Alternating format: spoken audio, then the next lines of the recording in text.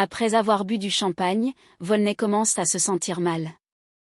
Molina lui dit alors que maintenant, il lui appartient. Il lui parle d'un futur voyage à Ibiza, un endroit chic et luxueux.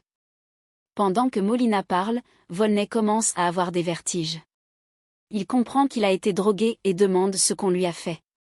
Molina nie et lui dit qu'il faut se faire confiance s'ils sont une famille. Volney finit par s'allonger, très affaibli. Pendant ce temps, Bruna croise Thomas et discute avec lui.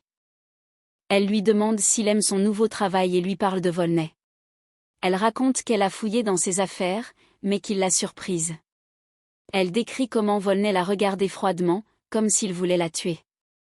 Thomas est choqué, car il connaît Volney depuis longtemps.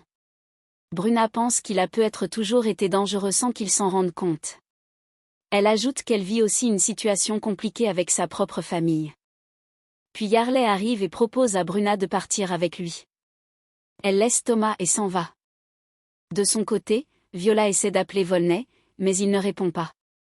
Elle parle à son père Marcel et à Rod, et leur dit qu'elle trouve ça étrange, surtout que Volney suivait Mercia et pensait découvrir quelque chose d'important. Elle s'inquiète car il a disparu sans rien dire. Volney, affaibli et à moitié endormi, appelle faiblement Mercia. Il l'accuse, elle et Molina, de lui avoir donné quelque chose pour le faire disparaître. Mercia lui répond plusieurs fois que « ça va passer ». Volney répète qu'il ne veut pas mourir. Il se souvient de moments passés avec Mercia dans une communauté, quand elle était belle et rayonnante. Il affirme qu'il n'a jamais menti.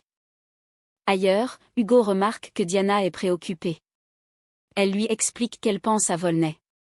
Elle se rappelle leur adolescence et le temps où ils faisaient du bénévolat avec des enfants.